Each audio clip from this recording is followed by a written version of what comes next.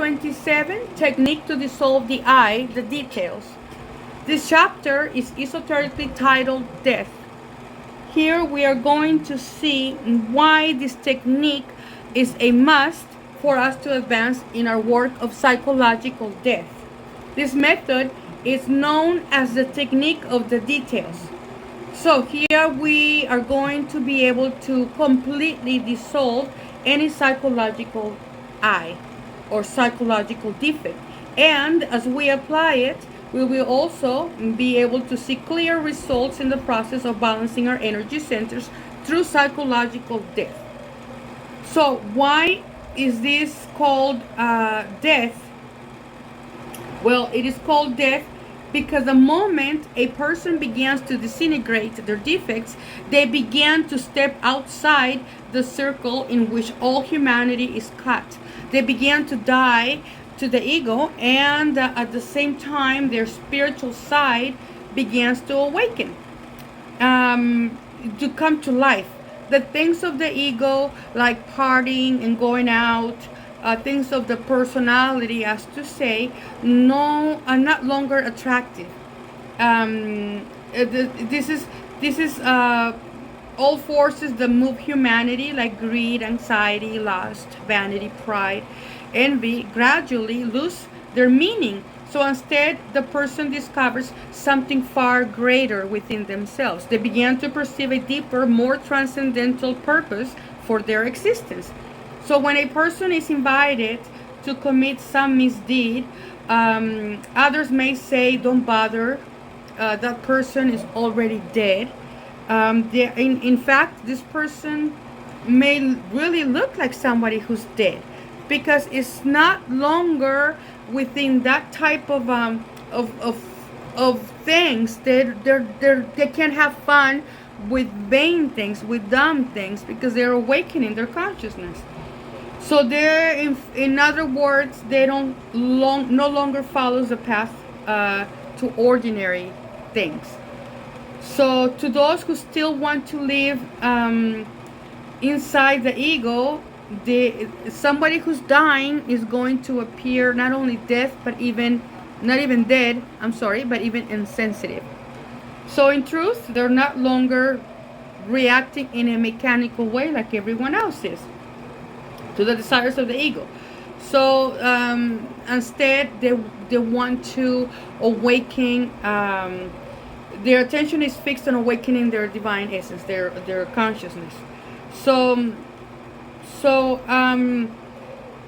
they stop misusing the valuable energy, sexual energy of their body for the superior creations of it. So of themselves. So within every human being there exists a divine spark. Some traditions call it the soul, others call it Buddhata, and others still call it the essence. So in fact, this can be called many names. This goes depending on the culture, and in reality they are all the same. It's the same. It refers to a sacred spark that lives inside of us, and this is deep inside of us, and this is what moves us, this is what inspires us, this is what gives us strength to being a spiritual path. So that is what awakens us in the yearning to seek and understand the will to truly work on ourselves. But this essence, this soul that we carry in, for the moment is trapped. It is imprisoned in all of our defects, in all of those psychological defects. So which esoterically are called the ego. So these defects are the very things that prevent the essence from expressing itself freely. So this is what stops us from being conscious, and this is what causes us to be unconscious. So we don't hear the voice of our consciousness, but when we began the work of disintegrating these defects, we began to see changes. We began to see how things gradually change. This divine essence grows and it strengthens them, and it starts to manifest with in a greater form, more clear, and this force gradually becomes the soul. So There's another part of us in our divine spark, which is the mother, divine mother, our particular divine mother in each one of us. So just as each one of us has an inner father who represents the wisdom of our consciousness, so do we have an inner mother. The secret mission is to disintegrate the psychological defects that we have observed and understood. She does this with a spear that becomes a symbol of the power of our sexual energy. So throughout history and across different cultures, this aspect of consciousness has been represented in many different forms. But of all these representations point to the same truth, the feminine side of our inner divinity, whose role is to cleanse us from the ego that we carry within. So that is why whenever we notice the smallest detail of an ego manifesting in ourselves, we must turn inward and ask, my mother, eliminate this defect. Disintegrate it with your spear, and she will. She will do so because that is her mission to help us to free ourselves in this way. So when we began to observe ourselves sincerely, we began to recognize and judge our negative ways of being.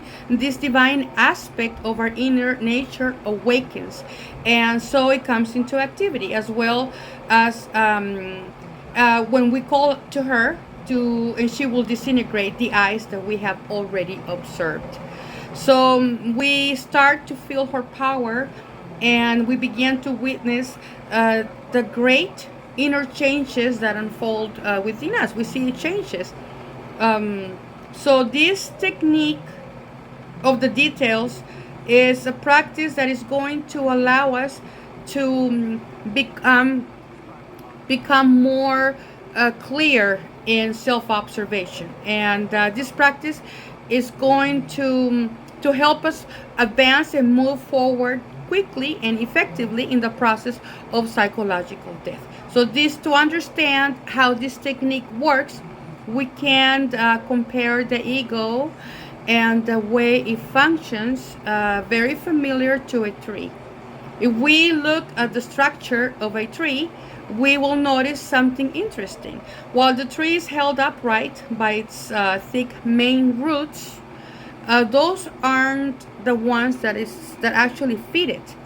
Their purpose is different. They sustain the tree, they hold its weight, and they keep it from falling. But the ones that actually feed the tree are the tiny roots. They are those delicate, almost hair-like roots that spread throughout the soil. So these are the small roots that absorb the sap, the nutrients, and this is what is feeding the tree. So now this is exactly how the ego functions in us and in all of humanity. We can compare the ego of a person to a large tree. The thick roots are the ones that represent the capital defects, or the capital sins, as we can say, which are lust, greed, anger, pride, envy, and so on. But they are the main structure of the ego. But they're called heads of legion because they are the capital sins. But just as within the tree, the tiny roots are the ones that are feeding it. They represent the details. That's the way the ego manifests within us in details. There are countless ways in which the defects are expressing themselves moment by moment in our daily lives, and they appear in our emotions, in what we feel. They whisper in our minds throughout thoughts and actions that arise all day long. So these are also, you can also call them mechanical reactions of the body in the words as we speak and the way we act. So often these manifestations seem so small, we don't even recognize them as defects. But if we observe them carefully, we see that these small details are nourishing and sustaining the bigger defects. So the ego feeds on them and we don't realize it. We don't see how much energy is being stolen from us in this in this way, mechanical way we're living. So if we look, for example, to hate, we look at wrath, we can see all the little details that are deeper, that manifest when we get irritated or we get bothered or angry, and we notice how these are negative thoughts or forms that are fitting the larger defect of wrath. They may seem insignificant at the time, but in reality, they're quietly feeding all this anger and this wrath. So it's keeping it alive. So or take we can take lust, for example, the tiny little details such as being curious, fantasies of morbid interest, or the habit of consuming obscene movies or content, is each one a small root fitting a larger defect. So, so even when we pick up a small coin on the street, maybe we begin, if we observe what is moving there, the defect of greed is being nourished there. Um, is sustaining a greater defect of which is greed in a small detail of picking up a coin, which we may seem harmless. So this is why it is important to track and see the details that are moving, that look so subtle, because as we observe them and work on them, we gain the power to disintegrate them and begin to rescue our consciousness. So sometimes these details can seem very deceptive, and they disguise themselves as consciousness. They can very well appear as good intentions or something that is accepted. But when we examine them and look closely, we realize that these are defects. They're filtered through the personality, through the image of something good or something correct or something that is acceptable. So to understand this better, we need to see how, for instance, an ambitious self is a part of us that creates plans, projects, and desires in order to obtain more that we actually need. So and we can do this in little tiny details or thoughts, and we're not observing them. We don't see that this is part of greed that is moving in smaller details, such as taking a pen that doesn't belong to us and keeping it, or like I said earlier, a coin and something that doesn't belong to us, or borrowing something and not returning it.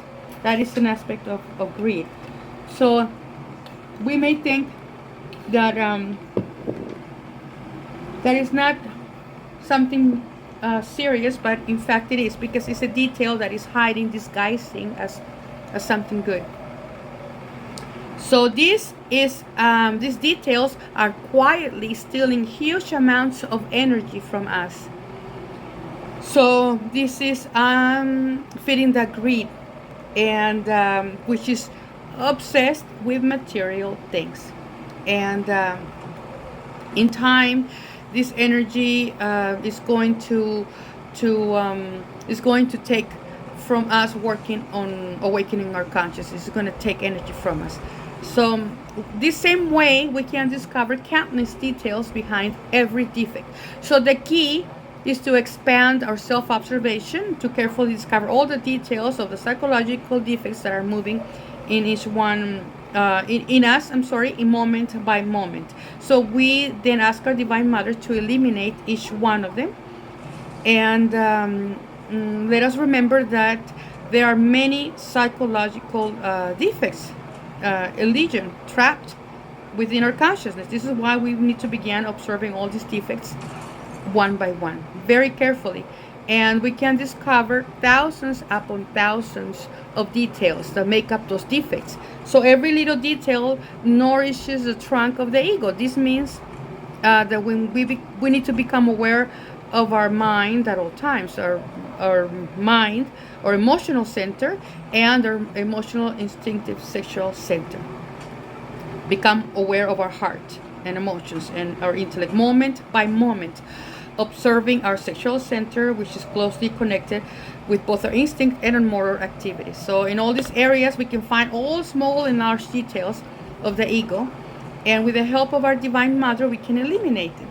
So what we are doing, we are cutting off the food supply of that tree, removing the tiny roots that we carry towards ours. We are slowly leaving the tree. We're eliminating all these roots details that are feeding the larger roots and the larger trunks.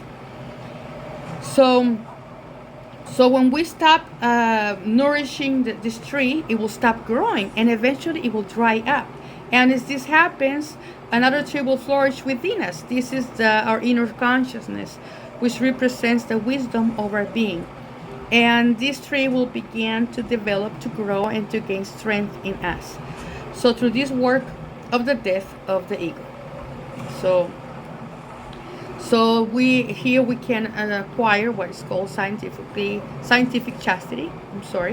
This is the purification of our sexual energy, achieved by bringing balance to our centers. This is by practicing the right feeling, the right speaking, the right thinking, and the right acting.